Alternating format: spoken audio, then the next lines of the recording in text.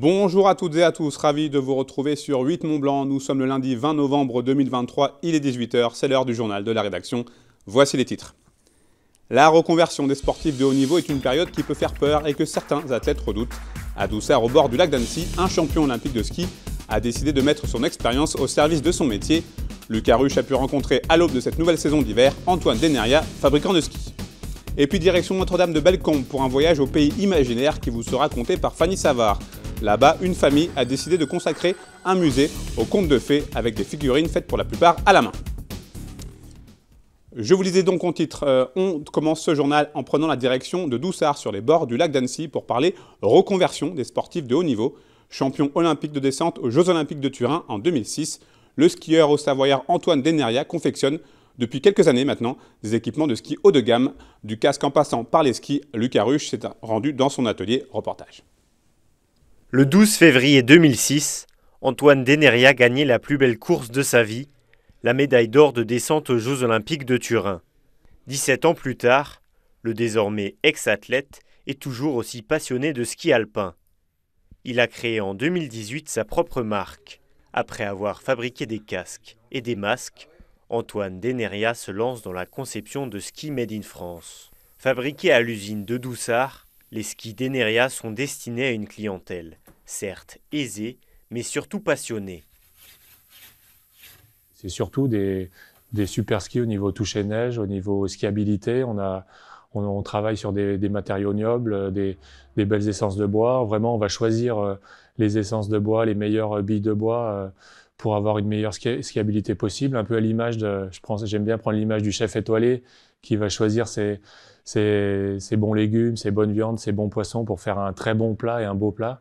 Nous, on est un peu pareil, on va choisir les bons bouts de bois, on va prendre entre guillemets, le cœur de la meule pour faire la meilleure paire de skis possible, puis ensuite la plus belle paire de skis possible. Cette année, l'entreprise Deneria espère produire quelques 400 paires de skis. Fabriqués à la main, ces skis sont le fruit d'un véritable savoir-faire. Pour la finition, en fait, on va utiliser du carbone qu'on va consolider et en fait, on fait de la marqueterie avec des dessus carbone et puis on a différents types d'essence de bois et en fait on va faire de la marqueterie en faisant des croix, des carrés, des cœurs, des ronds, on fait les formes qu'on veut pour arriver au bout de l'atelier, au bout de la chaîne avec ce ski terminé, verni, qui est aussi verni ici dans l'atelier. Donc notre fierté c'est vraiment de rentrer d'un bout de l'atelier avec une bille de bois et d'en sortir avec un ski fini, verni, marqueté. Vendu entre 2 et 6 000 euros, la paire de skis Deneria est un produit de collection haut de gamme et personnalisable. Alors que les stations s'apprêtent à accueillir les premiers skieurs dans quelques jours à peine, les fabricants de matériel de sport d'hiver finissent de boucler leur stock et leur vente pour la saison qui s'annonce. C'est le cas notamment de la firme haut-savoyarde TSL. Le célèbre fabricant de raquettes à neige compte bien dépasser les 100 000 paires vendues cette année, un chiffre malgré tout bien en deçà des années post-Covid. Plus de précision avec ce reportage d'Emmanuel Jaude. À la veille de l'hiver, les entreprises de la filière outdoor finissent le gros de leur production saisonnière. Pour la cinquantaine de salariés de l'entreprise haut-savoyarde TSL, comptant parmi les références mondiales de la raquette à neige, on ne compte plus les paires assemblées depuis ces derniers mois.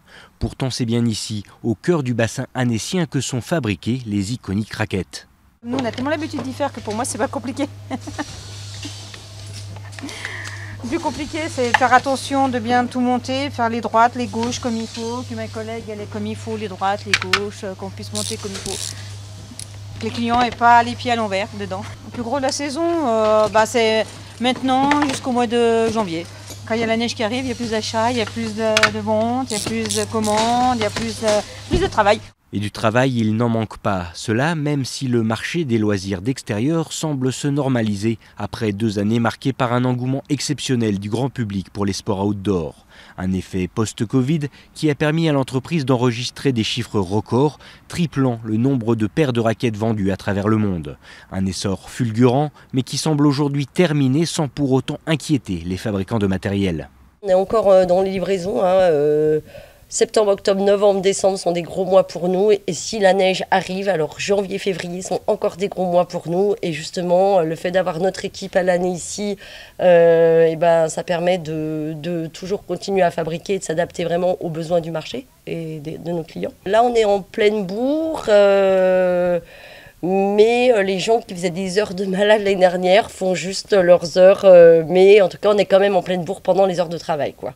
D'ailleurs, tous les acteurs de l'économie mondiale des sports de plein air s'apprêtent à se retrouver à l'occasion de l'un des événements incontournables du calendrier, le salon allemand ISPO, qui débute dans quelques jours. Cendrillon, le petit chaperon rouge ou encore Boucle d'or et les trois ours, tous ces contes de fées sont réunis dans un musée qui leur est dédié à Notre-Dame de Bellecombe. Dans cette petite entreprise familiale, presque toutes les figurines, les décors ou encore les automates sont faits à la main. Une plongée en enfance que nous proposent Kezia Poudou et Fanny Savard. Il était une fois deux petites filles qui baignaient depuis leur plus tendre enfance dans les contes de fées racontés par leurs parents. Passionnées par les histoires de Charles Perrault et des frères Grimm, elles émirent l'idée de créer un univers autour de ces contes. Ainsi est né, il y a bientôt 20 ans, le musée des contes de fées à Notre-Dame de Bellecombe. On s'inspire des versions classiques de Charles Perrault ou des frères Grimm, mais c'est vrai qu'il y a plusieurs versions à la base pour les différentes histoires. Donc on essaye de voir un peu ce qui convient le mieux par rapport au public enfant notamment, parce que la plupart des histoires se finissent pas très bien. 4 ans et demi ont été nécessaires pour créer de toutes pièces Cendrillon et le petit chaperon rouge, les deux premiers contes du musée. Edith, la maman, passionnée d'art créatif, a laissé un temps son travail pour se lancer dans la confection des nombreuses figurines. Aujourd'hui, près d'une centaine de personnages animent les histoires. Il y a les personnages, mais il y a aussi surtout tous les décors.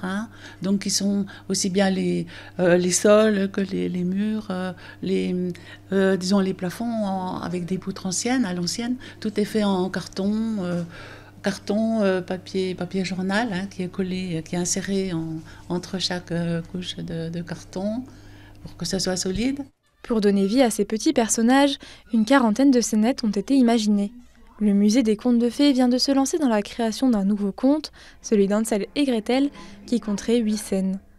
En coulisses, c'est Lise qui se charge de faire fonctionner les automates. Je mets des petits moteurs automates qui, dans nos personnages, il y a une préparation à faire pour la mise en place à l'intérieur de nos personnages. Et je mets parfois sur pile ou parfois avec un transformateur et variateur de vitesse. Plongés dans cet univers de rêve et de magie, parents et enfants de la famille Breton vécurent heureux et transmettèrent de nombreux contes. Un mot de football avant de se quitter avec le 7e tour de la Coupe de France qui s'est déroulé ce week-end. Et on peut dire que les clubs des Pays de Savoie ont brillé puisque nos 3 représentants se sont qualifiés pour la suite de la compétition. Ce fut compliqué pour le FC Annecy, pensionnaire de Ligue 2 et demi-finaliste la saison passée. Les Hauts-Savoyeurs ont dû attendre les dernières minutes pour s'imposer finalement 2-1 face à Fos-sur-Mer. Le Chambéry Savoie Football, qui évolue lui en National 3, a lui aussi bataillé pour battre Volvic en toute fin de rencontre. Enfin, Thonon et Vian-Grand-Genève, club de National 2, a éliminé Aubagne au tir au but. Rendez-vous donc pour le 8e tour qui aura lieu les 9 et 10 décembre prochains. Et on connaît déjà les affiches. Annecy ira à Thionville, TEGG se déplacera à Lyon pour y défier la Duchère. Enfin, le gros morceau est pour Chambéry qui accueillera Grenoble, club de Ligue 2, pour un joli derby. C'est la fin de cette édition. Merci à vous pour votre fidélité à l'information sur 8 Mont Blanc. Merci à toute l'équipe. Tout de suite des nouvelles du temps avec la météo préparée et présentée par Thierry Paume. Passez une très belle soirée. Retour de l'information ce mardi sur 8 Mont Blanc avec un nouveau journal.